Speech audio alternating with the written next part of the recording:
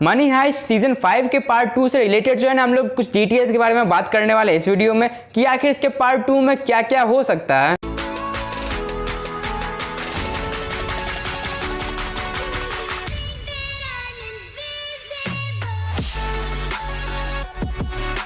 तो यारो सीधे सीधे पॉइंट पर आते हैं, ठीक है, क्योंकि मुझे इस सीरीज के बारे में जो है ना कोई भी इंट्रोडक्शन देने की जरूरत तो होनी नहीं चाहिए, क्योंकि ये है मनी हाइस्ट, ये है मनी हाइस्ट और इसका नाम ही काफी है। तो फिर इस वीडियो में जो है ना हम लोग बेसिकली बात करने वाले हैं कि मनी हाइस्ट के सीजन 5 के पार्ट 2 में आखिर क्या क्या हो सकता है, यानी कि हम लोग कुछ डिटेल्स पर बात करने वाले हैं कि आखिर इसके पार्ट 2 में हमें क्या क्या देखने को मिल सकता है। तो फिर अब चलिए बिना किसी देरी किए शुरू करते हैं। तो फिर शुरुआत करते हैं एलिसिया से। अब वही एलिसिया जिसने कि प्रोफेसर को बंदी बनाकर रखा हुआ था, बहुत ही ज्यादा टॉर्चर भी किया, लेकिन फिर बाद में वो प्रोफेसर के साथ आ गए। लेकिन अगर आप लोग भी उन्हीं लोगों में से जिन्हें ये लग रहा है कि एलिसिया जो है वो प्रोफेसर की टीम में आ जाएगी, उनका साथ देगी, तो फिर भाई साहब यहाँ पर गलती हो सकती है। या तो आपसे गलती हो सकती है या फिर प्रोफेसर से गलती हो सकती है, क्योंकि अगर आपको एपिसोड 5 यानी कि सीजन 5 का एपिसोड 5 याद है ना अच्छे से, तो फिर एलिसिया ने जो है ना कोई खुशी खुशी प्रोफेसर को रिहा नहीं किया उनके चंगुल से, बल्कि वो मजबूर थी क्योंकि उनकी बेटी होने वाली थी। तो फिर ये मजबूरी थी उनकी कि उन्हें रिहा कर दिया गया। अब उनकी बेटी हो चुकी है, ठीक। तो फिर अब कैसा डर एलिसिया को, एलिसिया की बेटी हो चुकी है, अब वो कोई मजबूरी में नहीं है। अब हालांकि सिर्फ एक ही उनकी वीकनेस है,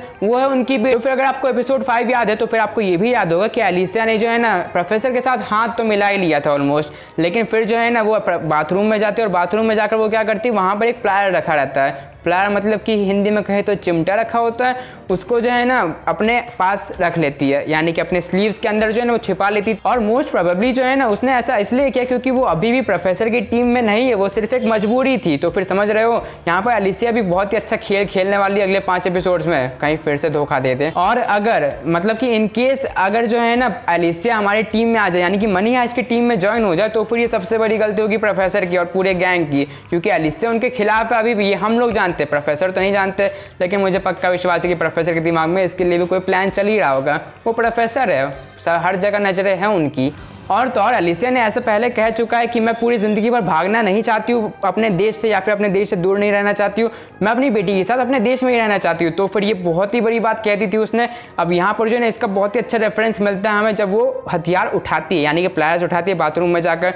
तो फिर ये तो पक्की बात है कि एलिसिया बहुत ही बड़ा खतरा साबित हो सकती है पार्ट 2 में भी। फिर अगर हम लोग बात करें बर्लिन के बेटे की, यानी कि जिसका नाम राफेल था या फिर राफेल था, जो भी नाम। अब जो राफेल है ना, यानी कि बर्लिन का जो बेटा है, उसकी कहानी तो बहुत ही अच्छे से दिखाई गई है इसके पार्ट 1 में, यानी कि पार्ट 1 के एपिसोड 1 से लेकर एपिसोड 5 तक ऑलमोस्ट हर एपिसोड में जो है ना थोड़ी बहुत कहानी दिखाई गई है राफेल की, यानी कि बर्लिन के बेटे की।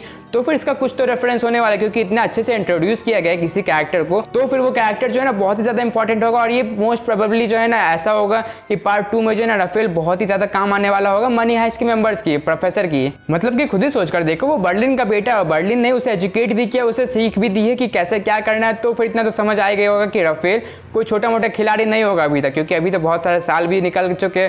तो फिर राफेल बहुत ज़्यादा काम आने वाला है, क्योंकि वो रियो की तरह कंप्यूटर टेक्निक्स में बहुत ही ज़्यादा अच्छा है, यानी कि हैक करने में बहुत ही अच्छा है। तो फिर ये बंदा काम तो आने। फिर बात करें कि अगर टोक्यो मर चुकी है, यानी कि ऑलमोस्ट मर ही चुकी है। अब देखो ऐसे कुछ ऑफिशियल न्यूज़ तो नहीं आए कि टोक्यो जिंदा या फिर मर चुकी है, लेकिन अगर टोक्यो मर चुकी है, असलियत में वो मर चुकी है, तो फिर हमारी जो पूरी स्टोरी है यानी कि पार्ट 2 है वो कौन नरेट करेगा। अब इसका जो है ना मोस्ट प्रोबेबल आंसर हो सकता है प्रोफेसर या फिर रियो, क्योंकि यही दोनों थे जो कि बहुत ही करीब थे टोक्यो के। प्रोफेसर यानी कि गार्जियन एंजल वो उन्हें बुलाती थी, और रियो तो भाई साहब प्यार है उनका।